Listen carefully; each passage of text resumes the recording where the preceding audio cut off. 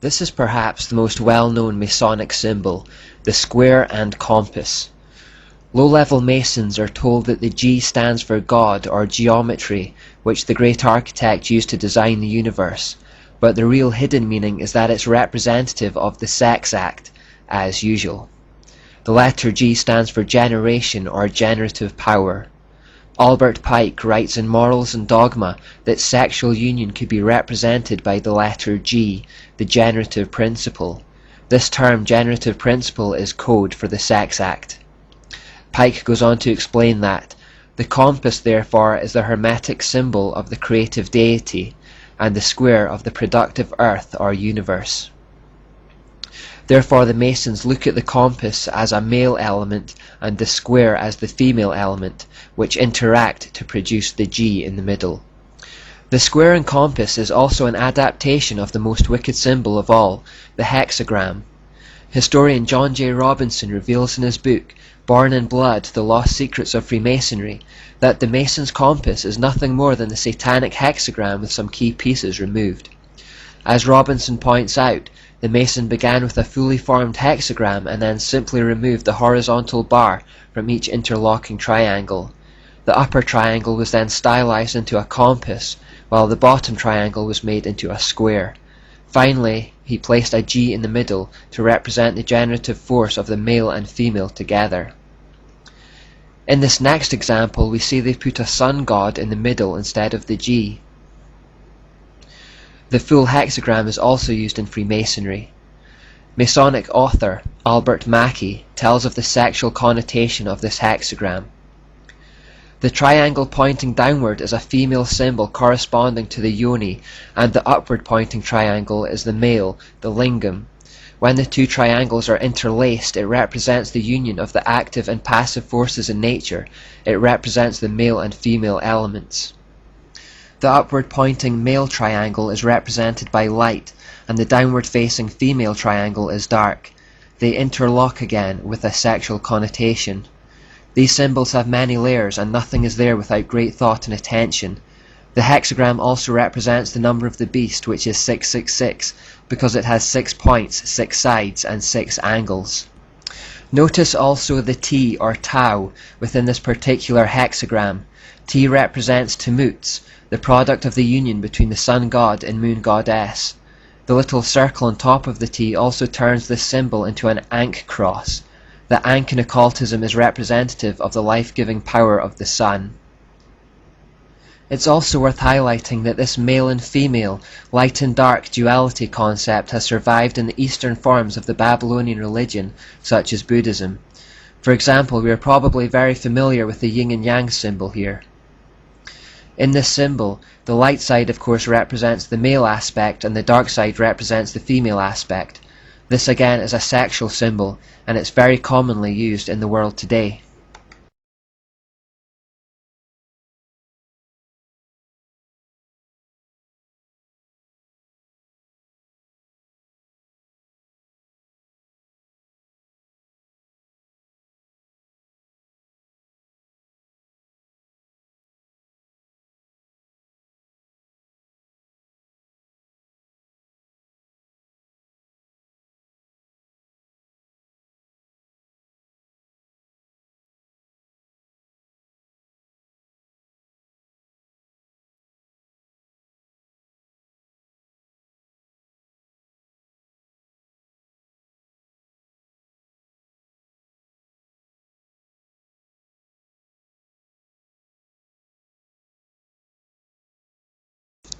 This black and white motif is represented another way in Freemasonry through checked floors.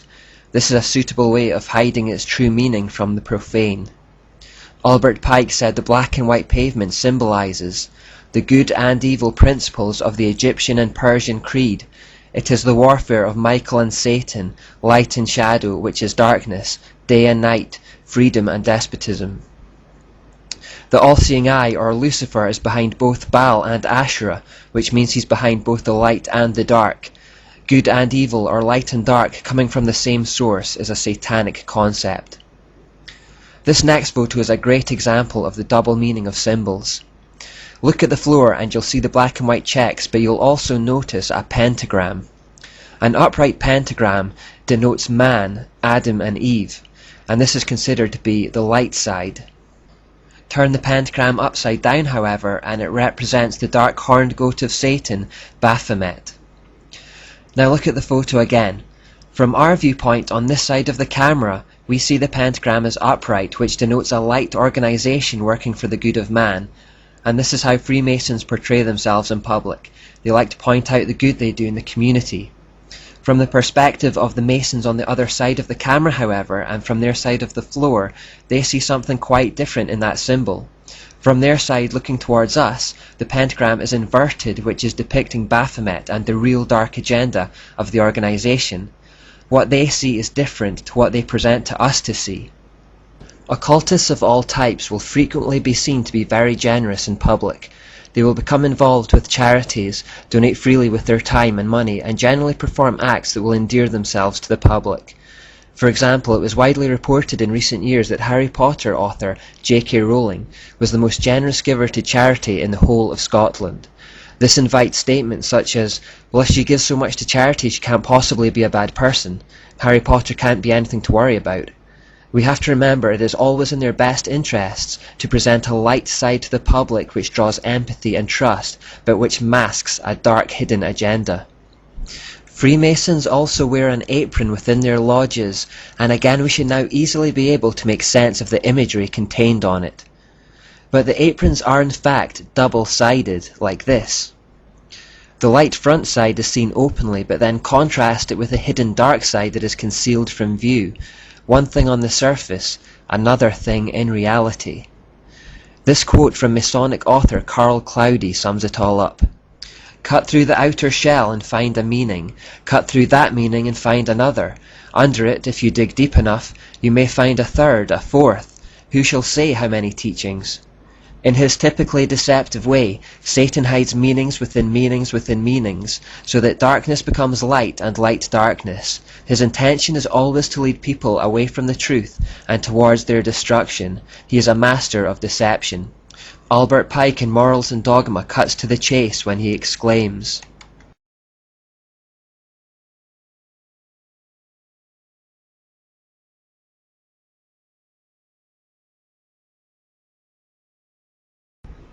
this idea of seeking the light is an interesting one because it sounds vaguely Christian on the surface.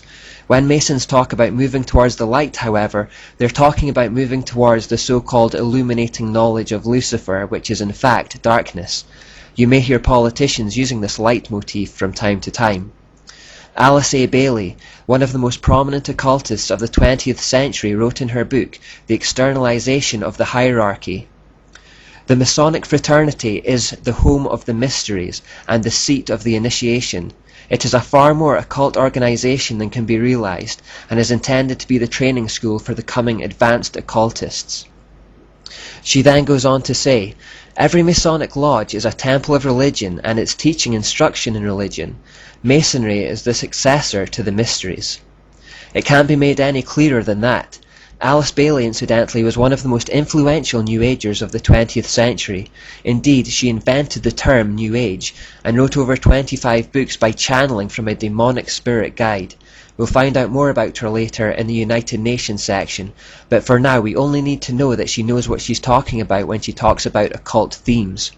She then goes on to say, there is no question, therefore, that the work to be done in familiarizing the general public with the nature of the mysteries is of paramount importance at this time. These mysteries will be restored to outer expression through the medium of the Church and the Masonic fraternity. When the Great One comes with his disciples and initiates, we shall have the restoration of the mysteries and their exoteric presentation as a consequence of the first initiation. Henry R. Evans writes, into Freemasonry have been poured the irradiations of the mystical schools of antiquity. Particularly is this so in the higher degrees of the order, such as the Scottish Rite, where undeniable traces of Kabbalism, Neoplatonism, Rosicrucianism and other mystical cults are plainly discernible. I do personally contend that Freemasonry is the direct descendant of the mysteries, but that our ritual makers of the higher degrees have copied the ancient ceremonies of initiation so far as the knowledge of those ceremonies exists. Anton LaVey, the founder of the Church of Satan, said, Masonic orders have contained the most influential men in many governments, and virtually every occult order has many Masonic roots. Now finally watch this clip of a Freemason admitting on camera that he believes Lucifer is the source of light and that he is helping mankind. In particular, note his confusion. Lucifer, what is your problem? Just that, sir. Okay. I'm a Christian, sir. I'm pure and virtuous and wholesome and innocent. How can you say anything bad about me? Sir, you need to be born again. I am born again. Now, did you just say that you were Lucifer?